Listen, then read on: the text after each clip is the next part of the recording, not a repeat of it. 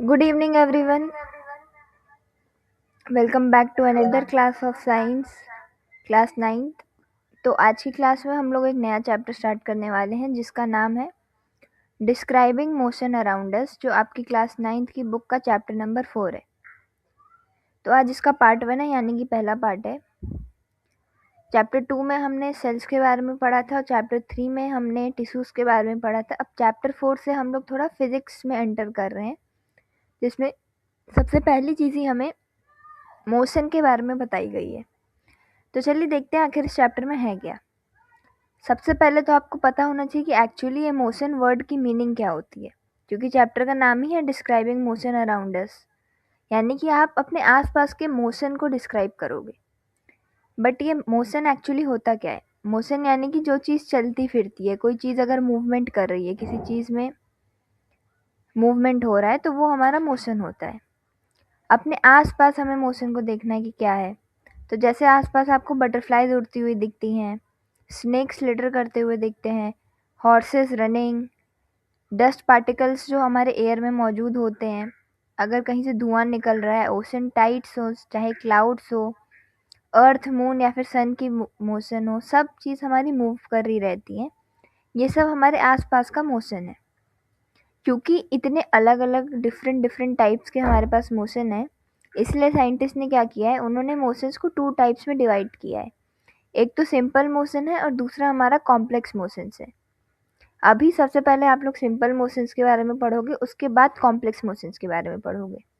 तो एक्चुअली ये जो 3 सिंपल मोशंस हैं हमारे पास, उसमें से पहला है हमारा लीनियर मोशन, सेकंड है हमारा सर्कुलर मोशन और थर्ड है हमारा ऑस्किलेटरी मोशन। फर्स्ट ये जो लीनियर मोशन है, इसका मतलब होता है कि स्ट्रेट मोशन, यानी अगर कोई चीज़ अगर स्ट्रेट लाइन में चल रही है तो इसका मतलब कि वो चीज़ हमारी लीनियर मोशन परफॉर्म कर रही है। सेकंड जो हमारा सर्कुलर मोशन है, इसका मतलब है कि अगर कोई चीज़ हमारी सर्कुलर वे में मूव कर रही है, जैसे कि यहाँ फोटो में आपको दिखेगा कि ये एक सैटेलाइट है और एक सैटेलाइट अर्थ के अराउंड रिवॉल्व करती है सर्कल में, अर्थ का चक्कर लगाती है। अर्थ क्या है हमारी? स्फेरिकल है, राउंड शेप में है। तो ये जब अर्थ का चक्कर लाएगी, यानी कि ये एक सर्कुलर मोशन फॉलो करेगी। जो मून है वो भी हमारे अर्थ का एक सर्कुलर मोशन ही करता है। थर्ड है हमारा ऑस्किलेटरी मोशन, यानी कि वो मोशन जिसमें हम ऑसिलेट करते हो, यानी बैक एंड फोर्थ मूवमेंट होती है, जैसे कि पेंडुलम होती है क्लॉक की, या फिर ये स्विंग होती है, ऐसी टाइप की स्विंग्स आपने देखी होंगी। ये सिर्फ आगे पीछे जाती हैं, ये लेफ़्ट राइट नहीं जाती हैं, ये आगे पीछे अपनी सेम मूवमेंट करती है। तो ये जो मूवमेंट करती है, इसको हम लोग बोलते हैं ऑस्किलेटरी मोशन। लीनियर मोशन में आप एक कार का एग्जांपल ले सकते हो जो एक स्ट्रेट पाथ पे चल रही है, यानी एक स्ट्रेट रोड पे कोई कार, ट्रेन, कोई आदमी, कोई भी कुछ चल रहा है स्ट्रेट मोशन पे, स्ट्रेट पाथ पे, तो वो परफॉर्म करेगा स्ट्रेट मोशन या फिर लीनियर मोशन। इस चैप्टर जो हमारा चैप्टर नंबर 4 है, इसमें मेन फोकस है आपका लीनियर मोशन पे, और एंड में आपको थोड़ा बहुत यूनिफॉर्म सर्कुलर मोशन के बारे में बताया हुआ है। मतलब सबसे मेन चीज़, हमें ऑसिलेटरी मोशन के बारे में कुछ नहीं पढ़ना है अभी। मेन हम पढ़ेंगे अभी लीनियर मोशन के बारे में और सर्कुलर मोशन के बारे में। तो थोड़ा और डिटेल में मूव करने से पहले थोड़ा बहुत हम लोग बेसिक चीज़ जान लेते हैं motion in a straight line के बारे में। तो जब एक हमने ये तो अभी देख लिया कि बॉडी जब एक स्ट्रेट पाथ में मूव करती है तो वो लीनियर मोशन या फिर motion in a straight line perform करती है। ये सिंपल सी बात है, हम सब लोग समझ गए। इसके एग्जाम्पल्स भी हमने देखे, अभी हमने कार का देखा, ट्रेन की भी बात की मैंने, प्लस इसके 2 और एग्जाम्पल्स हो सकते हैं, जैसे कि स्विमर्स जब एक स्विमिंग रेस परफॉर्म करते हैं। एक नॉर्मल एथलीट वाली रेस हम लोग नहीं ले रहे हैं, क्योंकि वो जो लोग रेस करते हैं एथलीट्स वगैरह, उनका जो ट्रैक होता है ना वो राउंड होता है, लेकिन स्विमिंग रेस में जो ट्रैक्स रहते हैं वो स्ट्रेट रहते हैं, इसीलिए स्विमर्स का एग्जाम्पल लिया गया है इधर। और अगर आप एक बॉल को ऊपर से एक हाइट से नीचे छोड़ते हो तो वो बॉल भी एक फॉलिंग, मतलब एक वर्टिकल उसमें गिरती है, एक स्ट्रेट लाइन में गिरती है ऊपर से नीचे। आप नीचे से भी बॉल को ऊपर फेंकोगे तो वो बॉल एक वर्टिकल लाइन में जाएगी ऊपर, और उसी सेम वर्टिकल लाइन में नीचे गिरती है। तो ये सब हमारे motion in a straight line के कुछ एग्जाम्पल्स हैं। अब हमें जानने की ज़रूरत है और 2-4 चीज़ों के बारे में, जो कि है कि ये ऑब्जेक्ट क्या होता है, पोजीशन क्या होता है और रेफरेंस पॉइंट क्या होता है। क्योंकि अगर आपको डिस्क्राइब करना है कि एक ऑब्जेक्ट कैसे मूव कर रहा है, तो आपको पता होना चाहिए कि वो आखिर वो ऑब्जेक्ट है क्या, उसकी पोजीशन को कैसे डिस्क्राइब करनी है, रेफरेंस पॉइंट क्या होता है, ये सब। तो सबसे पहले जानते हैं कि पोजीशन को कैसे डिस्क्राइब किया जाता है। यहाँ बुक में जो एग्जाम्पल दिया है उसमें है कि सोचो एक लड़की रोड पे खड़ी हुई है। एक नॉर्मल लड़की है, वो रोड पे खड़ी है और कोई पूछ रहा है आपसे कि वो कहाँ पे है, यानी उसकी लोकेशन पूछी जा रही है, उसकी पोजीशन पूछी जा रही है। आप क्या कहते हो? आप कहते हो सी इज स्टैंडिंग, यानी वो खड़ी है। उस इंसान ने आपसे क्या पूछा कि वो कहाँ है, आपने बोला वो खड़ी है। ये तो इनकम्प्लीट हो गया। उसको तो पहले से पता था कि वो लड़की खड़ी है, वो पूछ रहा था कि कहाँ खड़ी है, और आप बता रहे हो हाँ वो खड़ी हुई है। तो ये तो इनकम्प्लीट इन्फॉर्मेशन हो गई। अगर आपको उसकी पोजीशन को एग्जैक्टली डिफाइन करना है, एग्जैक्टली बताना है आपको, तो आपको ऐसे बोलोगे कि she is 40 metre to the right of the school. इस चीज़ की पोजीशन डायरेक्टली मतलब पूरी कंप्लीटली पता चल रही है हमें कि वो कहाँ खड़ी है। वो स्कूल के राइट साइड में खड़ी है। कितनी दूरी पे? 40 मीटर्स की दूरी पे। अब किसी को भी उससे मिलने जाना है तो वो स्कूल जाएगा सबसे पहले, फिर स्कूल के राइट साइड जाएगा 40 मीटर्स तक, और फिर उसको वो लड़की वहाँ पे मिल जाएगी। तो एक और इस एग्जाम्पल से हमें पता चलता है कि हमें पोजीशन को डिस्क्राइब करने के लिए क्या क्या चीज़ों की ज़रूरत होती है। एक और एग्जाम्पल अगर लें कि मान लो आप लोग अपने फ्रेंड्स के साथ हाइड एंड सीक खेल रहे हो, लुका छुपी वाला जो गेम होता है, उसमें कोई आधे लोग छुपते हैं और फिर एक दो इंसान मिल के खोजते हैं। मान लो आप छुपे हुए हो और आपका दोस्त आपको खोजने के लिए निकला है। आपका फ्रेंड आपसे पूछ रहा है कि तुम कहाँ पे छुपे हो, लेकिन आप लोग अपनी पोजीशन डिस्क्लोज थोड़ी करते हो, आप सिर्फ बताते हो कि मैं इधर छुपा हूँ। आपका फ्रेंड आपसे पूछ रहा है तुम कहाँ हो, आप कह रहे हो कि मैं इधर हूँ। आपके ये चीज़ बोलने से कि आप इधर हो, उस फ्रेंड को तो कोई हेल्प नहीं मिलती है, उसको आपकी लोकेशन के बारे में थोड़ी पता चलता है। लेकिन वहीं दूसरी तरफ अगर आप मैं यहाँ हूँ की जगह ये बोल दो कि मैं स्कूल की पीछे वाली बिल्डिंग पे 20 मीटर्स की दूरी पे खड़ा हूँ। स्कूल के पीछे वाली मतलब स्कूल की जो आपकी बिल्डिंग है, आपकी क्लासरूम के आप 20 मीटर्स पीछे खड़े हो, तब आपके फ्रेंड को आपकी एग्जैक्ट लोकेशन पता चल जाएगी। वो आपकी स्कूल की बिल्डिंग के पास आएगा और फिर 20 मीटर्स पीछे आप उसको मिल जाओगे। तो इन दोनों एग्जाम्पल से हमें दो चीज़ कंफर्म हो गई कि अगर आपको कोई पोजीशन को कम्प्लीटली डिस्क्राइब करना है तो आपको दो चीज़ बताना ज़रूरी होगा, और वो दो चीज़ क्या है? पहली है डिस्टेंस और दूसरा है हमारा डायरेक्शन। इस गर्ल स्टैंडिंग ऑन रोड वाले एग्जाम्पल में हमारी डिस्टेंस कितनी थी? 40 मीटर्स थी। मैंने जो हाइड एंड सीक वाला एग्जाम्पल बताया उसमें क्या डिस्टेंस थी? 20 मीटर्स थी उसमें डिस्टेंस। फिर डायरेक्शन की बात करें तो यहाँ पे जो डायरेक्शन थी ये राइट साइड थी, right side of the school. और हाइड एंड सीक वाले मैंने बताया था बिहाइंड, बिहाइंड भी एक डायरेक्शन ही हुई ना, स्कूल बिल्डिंग के पीछे। तो अगर आपको पोजीशन को कम्प्लीटली डिस्क्राइब करना है तो आपको उसमें डिस्टेंस भी मेंशन करनी है प्लस डायरेक्शन भी मेंशन करना है। दोनों चीज़ें इक्वली नेसेसरी हैं। अगर आप सिर्फ डिस्टेंस बताओ, डायरेक्शन ना बताओ तब प्रॉब्लम हो जाएगी, सिर्फ डायरेक्शन बताओ डिस्टेंस ना बताओ तब भी प्रॉब्लम हो जाएगी। जैसे कि सोचो अगर डिस्टेंस ना बताएं, इस गर्ल स्टैंडिंग ऑन रोड वाले एग्जाम्पल पे सिर्फ इतना बोला कि she is on the right side of the school, तो स्कूल के राइट साइड में पता चल गया, लेकिन कितनी दूरी पे है? 100 metre, 200 metre, 1 kilometre, 1000 kilometre, 5 kilometre. कोई इस लड़की को खोजने के लिए निकलेगा तो उसको कितनी दूरी तक जाना है? वो तो पूरे स्कूल का राइट साइड कवर करते जाएगा किलोमीटर किलोमीटर तक, अगर उसको पता नहीं होगा कि उसकी एग्जैक्ट लोकेशन क्या है। तो डिस्टेंस तो इन ज़रूरी है, साथ ही साथ डायरेक्शन। अब मानो हम लोग ये right side of the school को हटा देते, सिर्फ she is 40 metre to on the school, मतलब स्कूल से 40 मीटर की दूरी पे है ऐसा रहता। तो 40 मीटर कहाँ है? 40 मीटर लेफ़्ट है, राइट है, आगे है, पीछे है, इसमें भी टाइम लगता। 40 मीटर से चलो छोटी डिस्टेंस है, अगर कोई बोल दे 1 किलोमीटर या 2 किलोमीटर, अब कोई पहले जाके लेफ़्ट साइड में 1 किलोमीटर चेक करो, फिर जाके राइट साइड में 1 किलोमीटर चेक करो, फिर आगे जाके 1 किलोमीटर चेक करो, तो ऐसे भी कन्फ्यूज़न हो जाएगी। तो अगर आपको पोजीशन को एग्जैक्टली डिफ़ाइन करना है तो डिस्टेंस और डायरेक्शन दोनों बताना आपको ज़रूरी है। कितनी दूरी पे है प्लस डायरेक्शन क्या है। ठीक है, अब पोजीशन डिस्क्राइब करने का हो गया। अब जानते हैं कि रेफरेंस पॉइंट क्या होता है। रेफरेंस पॉइंट एक फिक्स्ड पॉइंट होता है जहाँ से आप अपने पोजीशन ऑफ ऑब्जेक्ट को मेज़र करते हो। यानी एक पोजीशन को डिस्क्राइब करने के लिए आपको ना हमेशा एक रेफरेंस पॉइंट चाहिए होता है, जिसको हम लोग फिक्स्ड पॉइंट भी बोलते हैं। कि देखो हमारे ये जो एथलीट वाला एग्जाम्पल था, सॉरी एथलीट बोल रही हूँ, ये गर्ल स्टैंडिंग ऑन रोड वाला एग्जाम्पल था। इसमें हमारा रेफरेंस पॉइंट क्या था? स्कूल। हम लोग स्कूल के रिस्पेक्ट में बता रहे थे कि वो लड़की कहाँ है। हम लोग बता रहे थे स्कूल से राइट साइड है 40 मीटर्स की दूरी पे। तो स्कूल क्या है? स्कूल एक फिक्स्ड चीज़ है जिसके रिलेशन में हम बता रहे थे कि लड़की की पोजीशन कहाँ पे है। हाइड एंड सीक वाले एग्जाम्पल में हम लोग आपकी क्लासरूम वाली बिल्डिंग का एग्जाम्पल लेके आपकी पोजीशन को बता रहे थे। तो ये रेफरेंस पॉइंट को लेने के लिए एक चीज़ हमें ध्यान देनी है कि ये एक फिक्स्ड पॉइंट होना चाहिए, कुछ चलता फिरता पॉइंट नहीं होना चाहिए। आपका जो स्कूल है या फिर आपकी जो क्लासरूम की बिल्डिंग है वो सेम ही रहेगी, वो चेंज नहीं होगी। आज वो जहाँ पे कल भी वो वहीं पे रहेगी, परसों भी वहीं पे रहेगी।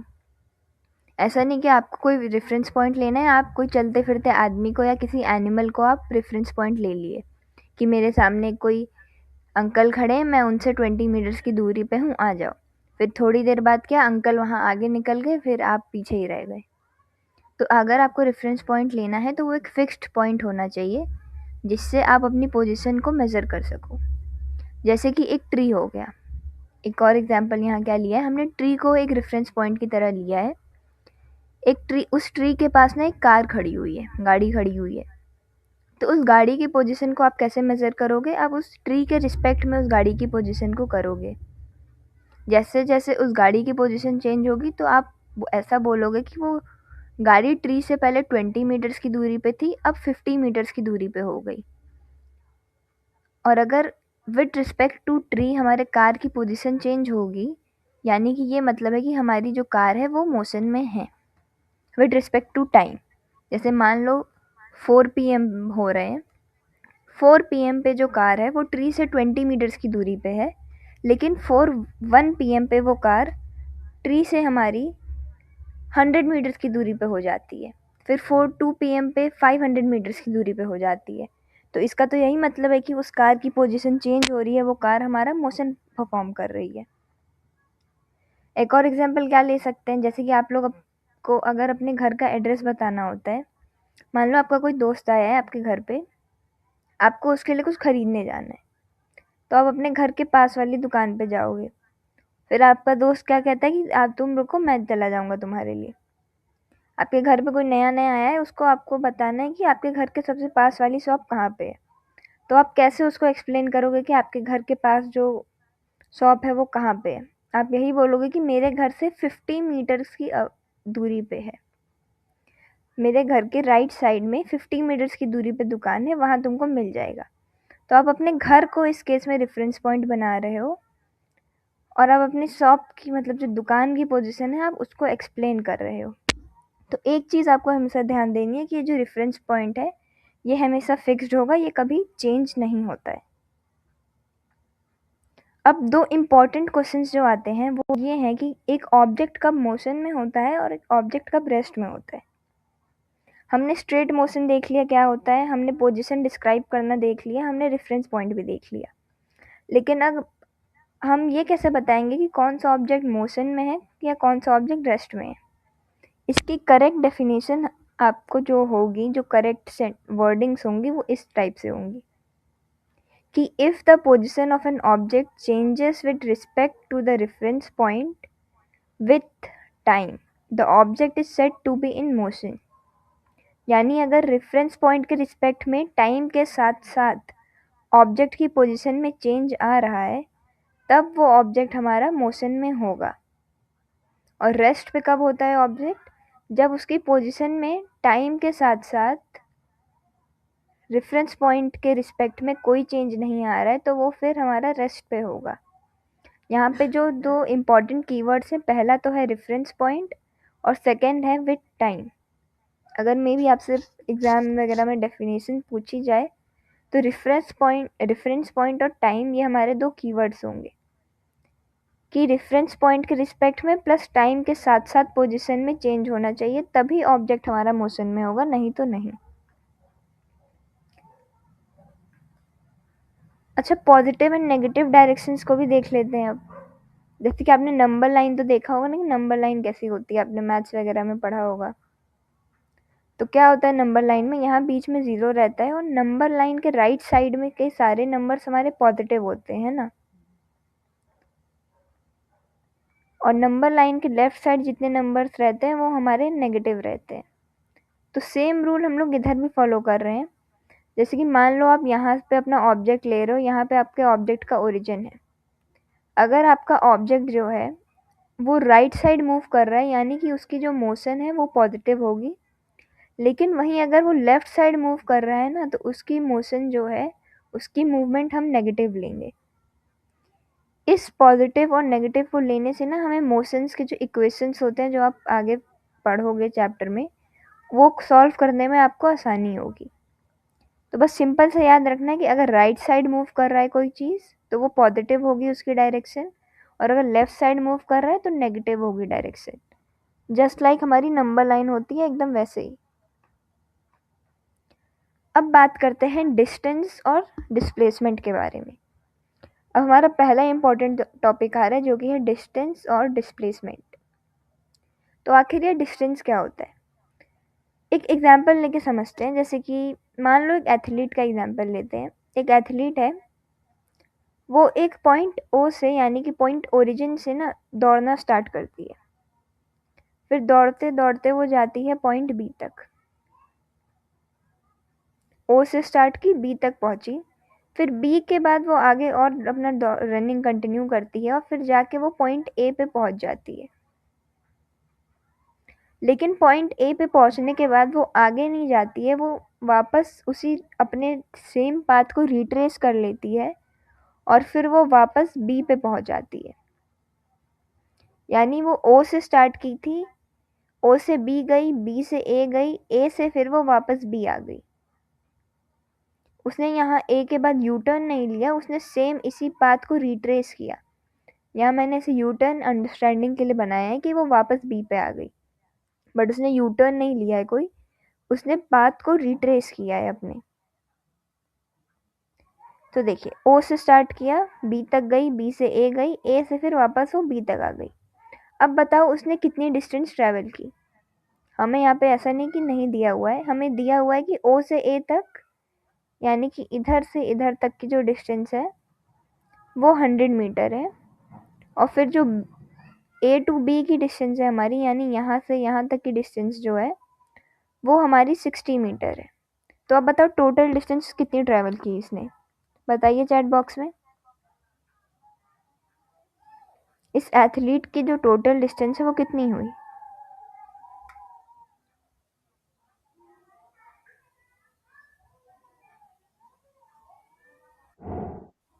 हाँ, टोटल डिस्टेंस हो गई इसकी 160 मीटर, जो यहाँ लिखा भी हुआ है।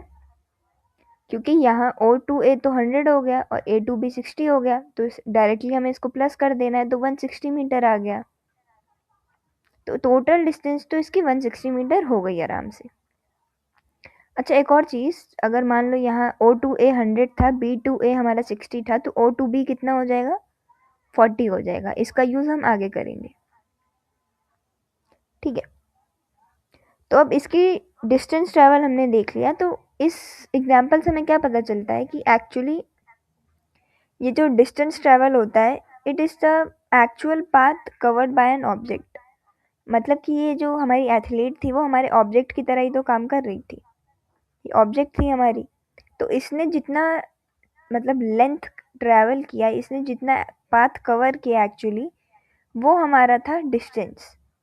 इसका नहीं, एक्चुअल पाथ था, मतलब रियलिटी में इसने जितना कवर किया, तो ये हमारा डिस्टेंस होता है। अब देखते हैं कि डिस्प्लेसमेंट क्या होता है। अब देखो, अगर याद करें हम लोग, तो हमारी जो एथलीट थी उसने ओ पोजीशन से स्टार्ट किया था, ओ से बी गई थी, फिर बी से ए गई थी, फिर वापस वो बी पे आ गई थी, ठीक है। अब बताओ कि वो एथलीट अपने स्टार्टिंग पॉइंट से कितना दूर है। स्टार्टिंग पॉइंट तो उसका ए था और उसका एंडिंग पॉइंट क्या आ रहा है, बी आ रहा है। तो वो अपने फाइनल पॉइंट से कितना दूर है?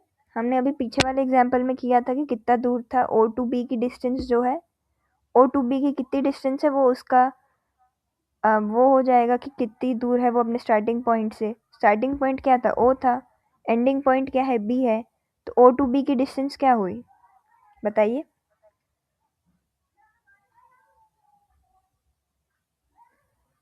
40 मीटर्स हुई। ओ टू ए क्या था हमारा, 100 था, फिर बी टू ए 60 था, तो 100 माइनस 60 करेंगे तो 40 आ जाएगा। तो ये जो 40 मीटर्स है ना, ये एक्चुअली हो जाएगा हमारा डिस्प्लेसमेंट। अब आप सोचोगे ये डिस्प्लेसमेंट क्या होता है और ये 40 मीटर्स ये है क्या। देखो, हमने 40 मीटर्स निकालने के लिए क्या किया था, हमने इनिशियल पोजीशन और फाइनल पोजीशन में सब्ट्रैक्ट किया था। तो डिस्प्लेसमेंट और कुछ नहीं, it is the net change in positions between the two instants of time. यानी कि फाइनल पोजीशन और इनिशियल पोजीशन का जो डिफरेंस है हमारा, स्टार्टिंग पोजीशन और फाइनल पॉइंट का जो डिफरेंस होता है, उसी को हम लोग डिस्प्लेसमेंट बोलते हैं। ये हमारा हमें बताता है कि एक ऑब्जेक्ट जो है हमारा, वो कितना दूर गया है और किस डायरेक्शन में गया है। मतलब कि ये हमें मैग्नीट्यूड भी बताता है, यानी कि कितना दूर, प्लस ये हमें डायरेक्शन भी बताता है, यानी कि किस डायरेक्शन में गया है। इसीलिए इसको हम लोग एक वेक्टर क्वांटिटी बोलते हैं।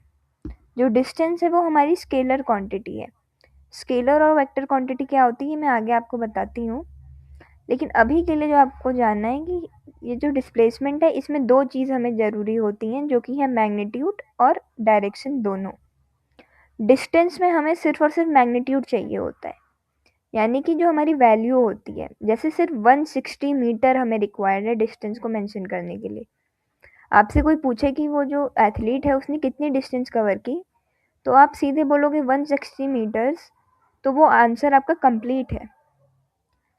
लेकिन अगर आपसे कोई डिस्प्लेसमेंट पूछ रहा है और आप बोलो सिर्फ 40 मीटर्स, तो फिर ये आपका ना इनकम्प्लीट आंसर हो जाएगा, क्योंकि आपको डिस्प्लेसमेंट मेंशन करते हुए डायरेक्शन भी मेंशन करनी होगी।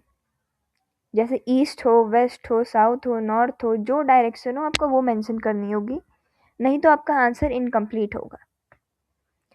जो डिस्प्लेसमेंट है वो हमारी होती है एक वेक्टर क्वांटिटी, और जो डिस्टेंस डिस्प्लेसमेंट है वो है वेक्टर क्वांटिटी, और डिस्टेंस है हमारी स्केलर क्वांटिटी। अब स्केलर और वेक्टर क्वांटिटी क्या होता है ये देख लेते हैं। जितनी भी हमारी सब फिजिकल क्वांटिटीज़ होती हैं, जैसे आप टाइम ले लो, डिस्प्लेसमेंट ले लो, वेलोसिटी ले लो, टेम्परेचर, फोर्स, मास, वेट, ये सब हमारी स्केलर या तो स्केलर होती है या तो वेक्टर होती है। सबसे पहले देखते हैं कि स्केलर क्वांटिटी क्या होती है। ऐसी क्वांटिटीज़ जिनके पास सिर्फ मैग्नीट्यूड होता है, कोई डायरेक्शन नहीं होता है, और सिर्फ हम उनको मैग्नीट्यूड से रिप्रेजेंट कर सकते हो, वो हमारी होती है स्केलर क्वांटिटी। सिर्फ और सिर्फ इनका मैग्नीट्यूड लिखने से आपको कंप्लीट इन्फॉर्मेशन मिल जाती है। जैसे कि कोई आपसे पूछे कितना टाइम हो रहा है, तो आप बता देते हो 4 PM हो रहा है। टेम्परेचर कितना है, 36 डिग्री सेल्सियस है। स्पीड कितनी है, 4 मीटर पर सेकेंड। डिस्टेंस कितना ट्रैवल हुआ है, 160 मीटर्स। मास कितना है, 46 kg। तो ये सब आप सिर्फ इनका मैग्नीट्यूड बता के आप इनकी कंप्लीट इन्फॉर्मेशन कन्वे कर रहे हो। लेकिन वेक्टर क्वांटिटीज़ के केस में ऐसा नहीं होता है। ये ऐसी फिजिकल क्वांटिटीज़ होती हैं जिनको मैग्नीट्यूड और डायरेक्शन दोनों चाहिए होता है। डायरेक्शन इनके लिए एसेंशियल होता है, बिना डायरेक्शन के आप अगर इनको बताओगे ना तो फिर इनकम्प्लीट इन्फॉर्मेशन होगी। मैग्नीट्यूड और डायरेक्शन दोनों आपको बताना होगा, तभी आपकी इन्फॉर्मेशन कंप्लीट होगी। जैसे कि डिस्प्लेसमेंट हो गया हमारा, वेलोसिटी हो गया, एक्सेलरेशन, फोर्स, मोमेंटम, वेट, ये सब ऐसी फिजिकल क्वांटिटीज़ हैं जिनकी मैग्नीट्यूड के साथ साथ आपको डायरेक्शन भी बताना होगा कि किस डायरेक्शन में ये एक्ट कर रही हैं। तभी जो आप इन्फॉर्मेशन बता रहे हो वो हमारी कंप्लीट इन्फॉर्मेशन कहलाएगी। एक और चीज़ है कि ये जो स्केलर क्वांटिटीज़ होती हैं ना, आप इनको नॉर्मल अलजेब्रा का यूज़ करके प्लस माइनस मल्टीप्लाई डिवाइड कर सकते हो। जैसे कि हमें डिस्टेंस को अभी प्लस करना था, तो हमने डायरेक्ट 100 + 60 किया, 160 मीटर्स हो गया। लेकिन इन सब के केसेस में ऐसा नहीं है। अगर आपको वेक्टर क्वांटिटीज़ को आपस में ऐड करना है, 2 वेक्टर क्वांटिटीज़ को आपस में ऐड करना है, तो उनके लिए कुछ अलग टाइप की लॉज़ आती हैं, जिनके बारे में आप हायर क्लासेस में पढ़ोगे। अभी के लिए बस ये टेबल आप लोग याद रखिए, ये इम्पोर्टेंट है। अब अगर हम डिस्टेंस और डिस्प्लेसमेंट में आए, तो हमारे इस एथलीट वाले एग्जाम्पल से हमें क्या पता चला? पहली चीज़ जो पता चल गई हमें कि डिस्टेंस क्या थी हमारी, जो एथलीट ने ट्रैवल की थी वो थी 160 मीटर्स, और डिस्प्लेसमेंट जो हमारे एथलीट ने ट्रैवल की वो थी 40 मीटर्स पॉजिटिव डायरेक्शन में, राइट से। इसलिए आप कह सकते हो कि जो डिस्टेंस है वो डिस्प्लेसमेंट की इक्वल नहीं थी। इस केस में हमारी डिस्टेंस डिस्प्लेसमेंट की इक्वल नहीं थी। लेकिन क्या कुछ ऐसे केसेस होते हैं जिसमें हमारी डिस्टेंस और डिस्प्लेसमेंट सेम हो सकती है? तो हाँ, बिल्कुल ऐसे केसेस होते हैं जिसमें डिस्टेंस डिस्प्लेसमेंट सेम होती है। उन केसेस में क्या होता है, हमारा ऑब्जेक्ट सीधे मूव करता है बिना पीछे मुड़े। डिस्टेंस और डिस्प्लेसमेंट तभी इक्वल होगी जब एक ऑब्जेक्ट कंटिन्यूअसली अपना स्ट्रेट डायरेक्शन में, एक ही डायरेक्शन में मूव कर रहा है। ज़रूरी नहीं स्ट्रेट हो, टेढ़ा मेढ़ा भी अगर वो मूव कर रहा है, लेकिन सिर्फ सामने की ओर मूव कर रहा है, पीछे बैकवर्ड्स वो टर्न नहीं कर रहा है, तो उसकी डिस्टेंस और डिस्प्लेसमेंट सेम होगी। हमारी जो एथलीट थी वो ओ से स्टार्ट करके बी गई थी, है ना, फिर बी से हमारी ए गई थी। अगर वो सिर्फ ए पे ही रुक जाती या ए के बाद वो आगे और किसी और पॉइंट पे चली जाती, वो बी पे वापस रिटर्न नहीं करती, तो इस केस में भी हमारी डिस्टेंस और डिस्प्लेसमेंट इक्वल हो जाती। बट क्योंकि वो वापस अपने पाथ को रिट्रेस कर दी, वो वापस बी पे आ गई, तो जो 60 मीटर्स की डिस्टेंस थी बी टू ए के बीच में, वो हमने सब्ट्रैक्ट कर दी, जिस वजह से डिस्प्लेसमेंट हमारी 40 मीटर्स हो गई। तो डिस्प्लेसमेंट और कुछ नहीं है, actually it is a difference between the initial and the final position. मतलब आपकी जो, जहाँ से आप स्टार्ट किए थे और जहाँ पे आप रुक रहे हो, उसके बीच की जो डिस्टेंस है उसी को हम लोग डिस्प्लेसमेंट बोलते हैं। और जो आप पूरा एक्चुअल पाथ जितना आप कवर कर रहे हो उसको हम लोग डिस्टेंस बोलते हैं। ठीक है, डिस्टेंस और डिस्प्लेसमेंट में अब कोई कंफ्यूजन नहीं है आप लोग को?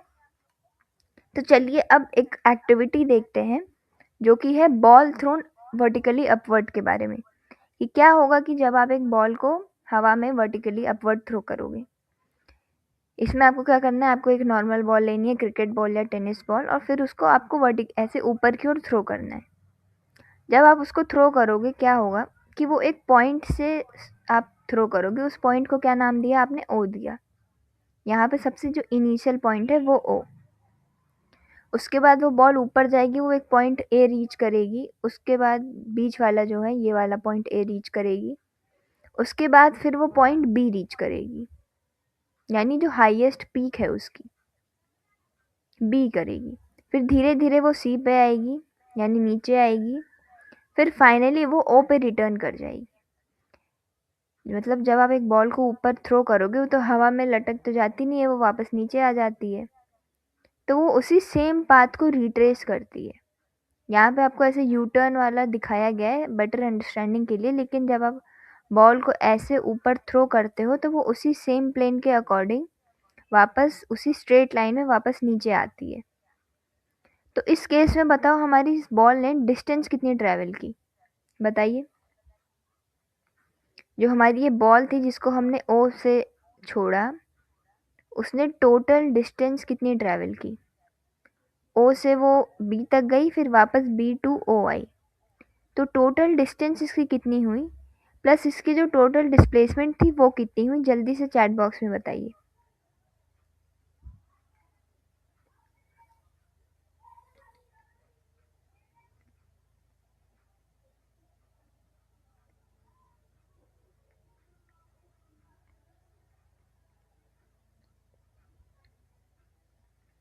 दीपांशु बताइए, इस बॉल ने टोटल डिस्टेंस कितनी ट्रैवल की है?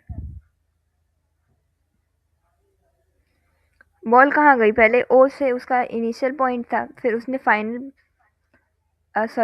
पीक अटेन की जो कि थी बी, फिर बी से वो वापस ओ पे आई, यानी उसका इनिशियल पॉइंट और फाइनल पॉइंट तो सेम हो गया। तो डिस्प्लेसमेंट में तो कोई इशू नहीं आना चाहिए, बट तब भी आप इसकी डिस्टेंस ट्रैवल्ड और डिस्प्लेसमेंट दोनों बताइए। आप ग्राफ को ध्यान से देखेंगे तो यहाँ देखिए डिस्टेंस मेंशन्ड है, तो बताइए इसकी डिस्टेंस कितनी होगी। सबसे पहले वो O2B गई, तो O2B कितना है 140 है, फिर वापस वो B2O आई तो कितना हो गया, फिर से 140 उसने कवर किया, तो दोनों को प्लस कर देंगे तो आंसर कितना आ जाएगा 280 आ जाएगा। 280 कितना 280 सेंटीमीटर्स, यूनिट लिखना भी ज़रूरी है। तो टोटल डिस्टेंस तो उसकी हो गई 280 सेंटीमीटर, यानी कि जो उसने टोटल पाथ कवर किया। और डिस्प्लेसमेंट कितनी हो गई, डिस्प्लेसमेंट हो गई 0। ज़ीरो क्यों हो गई डिस्प्लेसमेंट, क्योंकि इनिशियल और फाइनल पोजीशंस हमारी सेम है। बॉल ने O से स्टार्ट किया था और फिर वो O पे ही आके एंड हो गई, तो इस केस में हमारी डिस्प्लेसमेंट 0 आ रही है। अगर कोई ऑब्जेक्ट जहाँ से उसने स्टार्ट किया है वहीं पे वो एंड कर रहा है तो उसकी डिस्प्लेसमेंट 0 होती है। और अगर कोई ऑब्जेक्ट जहाँ से स्टार्ट कर रहा है वो उस स्ट्रेट पाथ में मूव कर रहा है, वो वापस बैकवर्ड्स टर्न नहीं कर रहा है, तब उसकी डिस्टेंस और डिस्प्लेसमेंट सेम होती है। अगर थोड़ा सा भी वो वापस आ जाता है तो अनइक्वल हो जाती है। तो ये कंक्लूज़न हम लोग कह सकते हैं, इतने सारे एग्जांपल्स हमने देखा एथलीट के बारे में, फिर इस बॉल के बारे में, तो हम ये चीज़ तो कह सकते हैं कि ये जो डिस्प्लेसमेंट का मैग्नीट्यूड होता है, यानी डिस्प्लेसमेंट की वैल्यू होती है, या तो ये हमारे डिस्टेंस से कम होगी या तो उस डिस्टेंस के बराबर होगी। यानी जितनी हम डिस्टेंस कवर कर रहे हैं या तो डिस्प्लेसमेंट उसके बराबर होगी या उससे कम होगी। डिस्टेंस से ज़्यादा कभी नहीं हो सकती हमारी ये डिस्प्लेसमेंट। तो ये एक इम्पॉर्टेंट चीज़ है, पॉइंट है। डिस्प्लेसमेंट हमेशा हमारी डिस्टेंस के या तो इक्वल रहेगी या उससे कम रहेगी, उससे ज़्यादा कभी भी नहीं हो सकती है। अब हमने डिस्टेंस और डिस्प्लेसमेंट के बारे में देख लिया। अब यहाँ पे कुछ 3 क्वेश्चंस हमें दिए हुए हैं पॉज एंड पॉन्डर में, तो इसके मैं आपको पढ़ रही हूँ, आंसर आप बताइएगा। सबसे पहला क्या कह रहा है, in the example of an athlete running back and fourth on a running track, when will the displacement of the athlete be 0? What will be the total distance traveled in that case? यानी कि जो हमारे athlete वाला example था, जो athlete थी हमारी O से स्टार्ट की थी, O से B गई थी, फिर B to A गई थी, तो इस केस में पूछ रहा है कि क्या होगा जब, मतलब डिस्प्लेसमेंट 0 कब होगी, पहले तो ये पूछ रहा है। फिर दूसरा पूछ रहा है उस जिस केस में डिस्प्लेसमेंट 0 होगी उसमें टोटल डिस्टेंस ट्रैवल कितनी होगी। देखो O2B हमारा 40 था और B2A हमारा 60 था, तो जल्दी से बताइए कि डिस्प्लेसमेंट 0 कब होगी और टोटल डिस्टेंस ट्रैवल्ड क्या होगी इस केस में। डिस्टेंस डिस्प्लेसमेंट एकदम इजी सा टॉपिक है, मैंने अभी आपको बताया, तो कोई दिक्कत नहीं होनी चाहिए आपको इसको आंसर करने में।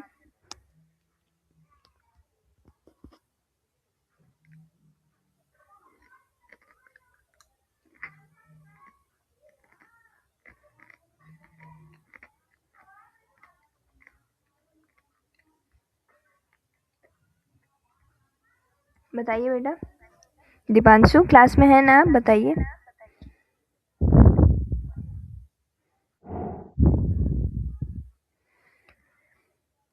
जो एथलीट वाला एग्जाम्पल हमने देखा उसमें एथलीट जो था उसकी डिस्प्लेसमेंट 0 कब होगी और डिस्टेंस जो उसने ट्रैवल की है वो कितनी होगी उस केस में। डिस्प्लेसमेंट 0 कब होगी और जो टोटल डिस्टेंस है वो क्या होगी डिस्प्लेसमेंट 0 वाले केस में। O2B और O2A की डिस्टेंस हमारी दी हुई है। O2B हमारा 40 था, B2A हमारा 60 मीटर्स था, तो डिस्प्लेसमेंट 0 कब होगी और टोटल डिस्टेंस ट्रैवल्ड क्या होगी उस केस में।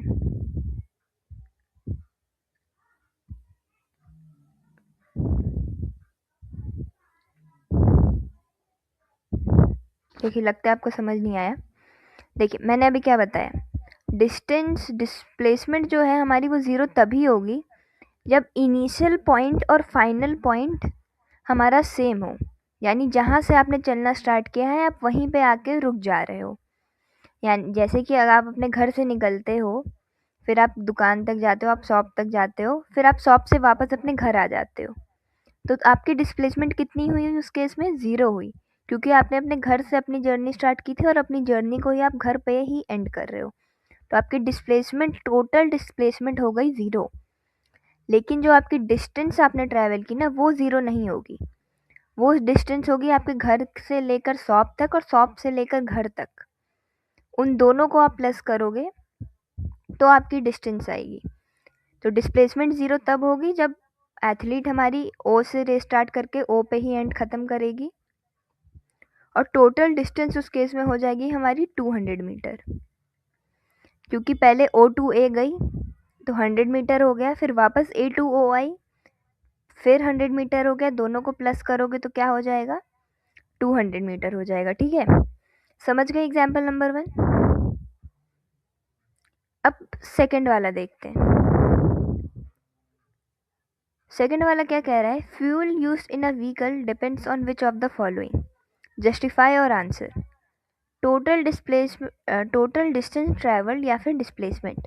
जो व्हीकल्स में हमारा फ्यूल यूज़ होता है, पेट्रोल डीजल वगैरह, वो किस चीज़ पर डिपेंड करता है? वो डिस्टेंस ट्रैवल्ड पर डिपेंड करता है या फिर डिस्प्लेसमेंट पर डिपेंड करता है? ये बताइए, ये तो इजी सा क्वेश्चन है। आप आंसर बता दीजिए तो जस्टिफाई मैं कर दूंगी, कोई दिक्कत नहीं। वैसे जस्टिफाई भी आपको करना आना चाहिए। बताइए।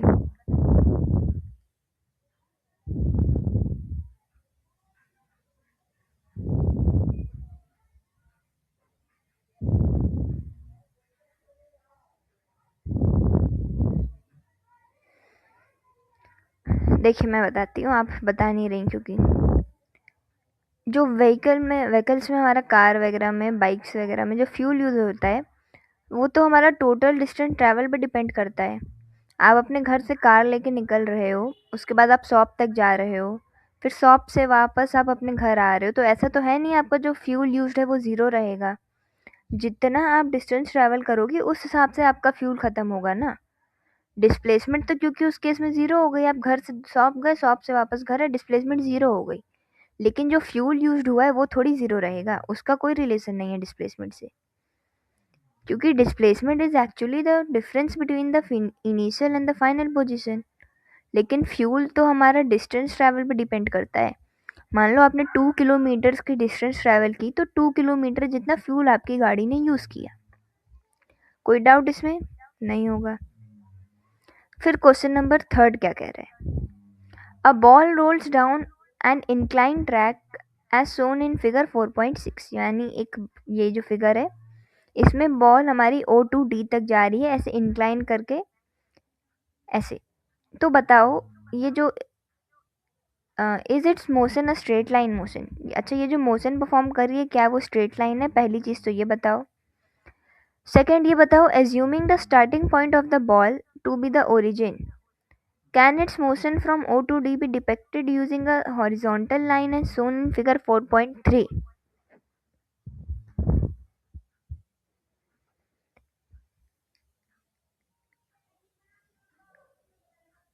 और फिर are the value of total distance traveled and magnitude of displacement from O equal or different at positions A, B, C, D?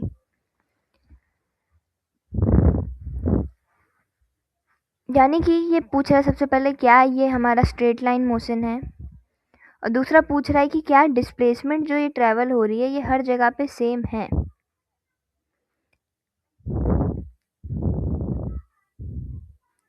यानी कि पॉइंट O टू A पे, A टू B पे, B टू C पे और C to D पे क्या हर point पे हमारी डिस्प्लेसमेंट सेम है या फिर नहीं है।